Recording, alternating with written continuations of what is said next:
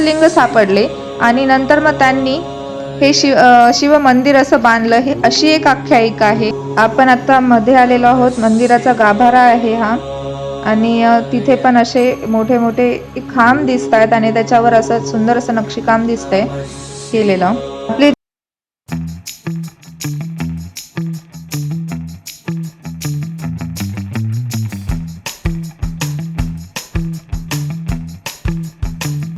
परत मध्ये जाऊन आपल्याला खाली जावं लागतं, तर मी ते दाखवणारच आहे व्हिडिओमध्ये पुढे।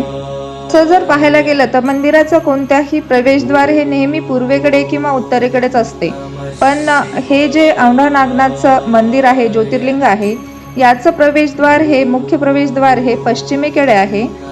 आणि त्याचा पण एक इतिहास आहे की जेव्हा नामदेव महाराज, ज्ञानेश्वर महाराज आणि त्यांचे गुरु हे इथे मंदिरामध्ये जेव्हा भजन कीर्तन करत होते, तेव्हा इथल्या मंदिरामधल्या जे पुजारी होते त्यांना त्रास होत होता त्या भजनाचा आणि त्यांना बाहेर काढलं मंदिराच्या आणि बाहेर जाऊन तुम्ही भजन करा असं सांगण्यात आलं। तेव्हा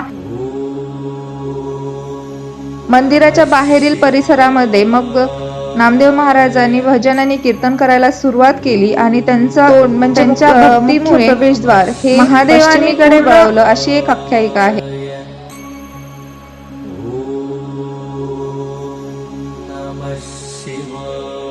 इथून आपल्याला खाली उतरून भूगर्भामध्ये दर्शनासाठी जायचं आहे। हे आहे आपलं मुख्य ज्योतिर्लिंग, ज्याला आपण नागनाथ म्हणतो, नागेश्वर ज्योतिर्लिंग म्हणतो, औंढा नागनाथ म्हणतो। आणि याच परिसरामध्ये बरेचसे असे छोटे छोटे मंदिरं आहेत, तुम्ही व्हिडिओमध्ये बघू शकता। या मंदिराचा इसवी सन 1600 नंतरचा इतिहास असा आहे की छत्रपती संभाजी महाराज यांच्या काळात औरंगजेबाने जेव्हा मंदिरांच्या इमारती ह्या नष्ट करायला सुरुवात केली होती, त्यामध्ये हे सुद्धा एक मंदिर होतं आणि तेव्हा याचं शिखर जे आहे हे नष्ट झालं होतं आणि याचा जीर्णोद्धार हा अहिल्याबाई होळकर यांनी केला आणि त्यानंतर हे जीर्णोद्धार करून हे मंदिर बांधले गेले आहे। ही जी आहे याला सासू सुनेची बारव असं म्हणतात। इथे एकाच ठिकाणी पाणी हे दोन वेगवेगळ्या कलर मध्ये दिसतं आपल्याला।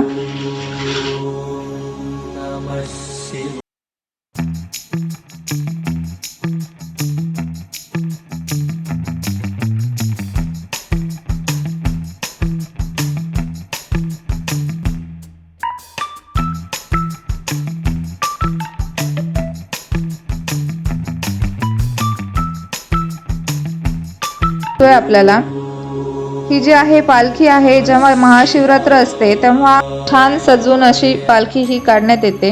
दर्शन झाल्यानंतर आम्ही तिथे जेवण केलं आणि थोडा आजूबाजूचा परिसर फिरला। हा व्हिडिओ नक्की आवडला असेल तुम्हाला तर लाईक, शेअर, सबस्क्राईब करायला विसरू नका। थँक्यू।